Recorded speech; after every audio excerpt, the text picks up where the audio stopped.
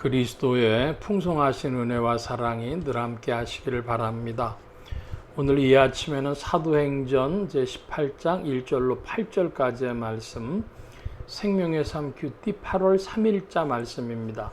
1절 이하의 말씀을 봅니다. 그 후에 바울이 아덴을 떠나 고린도에 이르러 아굴라라 하는 본도에서 난 유대인 한 사람을 만나니 글라우디오가 모든 유대인을 명하여 로마에서 떠나라 한 고로 그가 그의 아내 브리스길라와 함께 이달리아로부터 새로 온지라 바울이 그들에게 가매 생업이 같으므로 함께 살며 일을 하니 그 생업은 천막을 만드는 것이더라.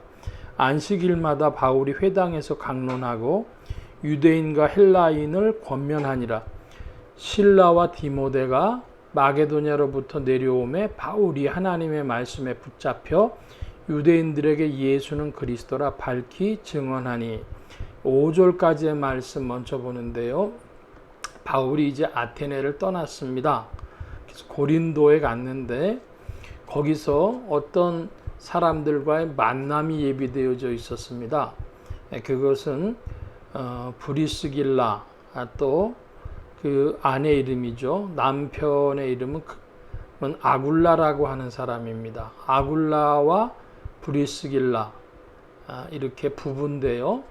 그래서 이 부부를 만나게 된 이유는 그들을 로마 황제가 로마에서 떠나라고 그 수도인 로마에서 다 떠나라고 명을 했기 때문에 그래서 이제 고린도에 오게 되었습니다. 이 고린도에서 생업이 같기 때문에 같이 지냈는데 같이 살면서 함께 일을 했는데 그들의 생업은 천막을 만드는 일이었다고 합니다. 그러니까 오늘날로 보면은 이들의 직업이 무엇과 같았는가 이야기할 때 흔히 카센터 사장이었다고들 얘기하는 사람들이 있어요. 자동차 고치는 직업. 왜 자동차냐 그러면 천막이 그 당시의 사람들로서는 이동하는 주택이 돼가지고 이제 이동할 때 주로 사용하는 거거든요. 그러니까 임시 숙소죠. 그래서 어떤 사람은 컨테이너 박스를 만드는 직업이었다. 어떤 이들은 카센터 사장이었다 그러는데 어쨌든 그 사람들이 이동의 주거지가 되어지는 천막을 만들고 깁고 그러는 직업을 가지고 있었다고 봅니다. 4절의 말씀을 보니까 바울이 회당에서 강론했다 그래요. 바울의 규례가 있었죠. 새 안식일에 가서 회당에 들어가서 하나님 말씀 전하는 그 일이었는데 문제는 5절에 보니까 바울이 하나님의 말씀에 붙잡혔다 이런 단어를 쓰고 있고 그때 상황은 실라와 디모데가 마게도냐로부터 고린도를 찾아온 상황이었습니다. 그러니까 우군이 생기고 그리고 하나님의 말씀에 붙잡혔기 때문에 말씀 운동을 강하게 펼치게 되어지는 것이죠. 예레미야가 구약에서는 하나님의 말씀을 전하지 않으려고 애를 썼는데 마음이 불붙는 것 같아서 어쩔 수 없이 그 말씀을 전해야 했던 것처럼 말씀이 크냐 인간의 자아가 크냐 할 때에 하나님의 말씀이 운동력이 있어서 사람을 오히려 움직이게 만드는 권능이 있는 것입니다. 우리가 생각할 때는 혹은 지상에 있는 설교자들이 생각할 때는 우리가 설교하는 것 같고 우리가 말씀을 전하는 것 같고 하지만은 그 속에서 사실은 성령의 역사하심을 따라서 말씀을 전하고 또 말씀에 붙잡히고 이렇게 되어지는 것이죠.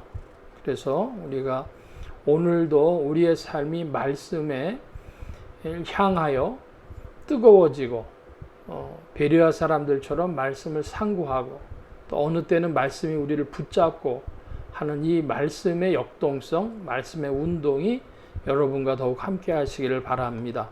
6절 이하의 말씀 보니까 그들이 대적하여 비방하거늘 바울이 옷을 털며 이르되 너희 피가 너희 머리로 돌아갈 것이요 나는 깨끗하니라. 이후에는 이방인에게로 가리라 하고 거기서 옮겨 하나님을 경외하는 디도 유스도라 하는 사람의 집에 들어가니 그 집은 회당 옆이라. 또 회당장 그리스보가 온 집안과 더불어 주를 믿으며 수많은 고린도 사람도 듣고 믿어 세례를 받더라. 예, 그 유대인의 회당에서 복음 전했는데 반대가 심했습니다. 우리가 복음을 전할 때 우리의 말로 말미암아 사람들을 설득하는 것이라고 생각한다면 큰 착각입니다. 말씀은 전파하고 선포하는 것이죠. 전달해주고 선포하는 것입니다. 그들이 듣든지 아니 듣든지 그것이 1번의 원칙입니다. 두 번째 원칙은 이제 사랑하는 마음 때문에 안타까운 마음 때문에 그들을 설득하게 되어지는 것이죠. 근데 오늘날 많은 사람들은 우리 특별히 한국 교회는 교파 교회고 또 각각의 교회들이 독립성이 있어가지고 무슨 교회끼리 경쟁하는 것 같아요. 그러니까 교회들이 사람들을 자꾸 고객을 늘리려는 생각으로 우리 교회 오시오 이러면서 참 설득력 있는 이야기를 하는 것 같고 그 교회는 설득력이 있는 말씀을 전하는 것 같고 이렇게 생각을 하는데 복음은 전파하는 것이다. 그것이 제1의 중요한 지침이 되겠습니다. 말씀에 붙잡혀 말씀을 전파하고 선포하는 것이다. 그러면 이제는 누구에게 또 공이 넘어갔느냐? 듣는 자에게 넘어간 것이죠. 오늘 우리가 이 사실을 좀 주목할 필요가 있다 하겠습니다.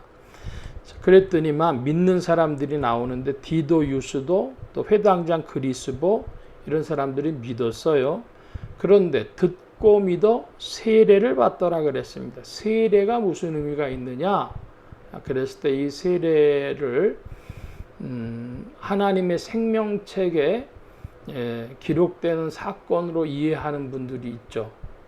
우리 개신교에서는 세례를 그냥 표식 이런 정도로 이해하는데 마치 이것이 사람이 태어나면 우리가 동회나 이런 데 가가지고 출생 신고를 하는 것처럼 그래서 주민등록번호를 받고 무슨 일을 하려고 하면은 그 주민번호 근거해서 이 사람이 어디가 주거지고 어떻게 하는 것을 쭉 알 수 있지 않습니까? 그것처럼 세례와 그와 같이 출생 신고와 같고 생명책에 기록되는 것과 같다고 믿는 이들 그것은 주로 정교회나 천주교 사람들이죠. 그런데 개신교 사람들은 그것을 그냥 믿음의 표현으로 정도로 이해합니다. 그런데 성경을 잘 읽어보면 단순히 믿는 것이 중요하고 그것은 받아도 되고 말아도 되는 그런 것으로 보이지 않습니다. 그러나 세례 받았다고 해서 또 그것이 무슨 의미가 있느냐? 그것은 아니죠. 믿음에 근거한 세례는 반드시 영향력이 있다. 저는 그렇게 믿습니다. 믿음에 근거한 세례는 하나님의 은혜로 말미암아 믿음으로 받은 세례는 영향력이 있다. 이렇게 정의하고 싶습니다. 그래서 개신교식으로 세례를 너무 가볍게 여기는 것이나 혹은 천주교식으로 믿음 없이 그 세례의 행위를 강조하는 것이나 모두 다 좀 지나친 면이 있다. 우리가 오늘 세례에 대해서 다시 한번 생각해 볼 필요가 있겠습니다. 오늘 말씀 여기까지 보겠습니다. 기도합니다.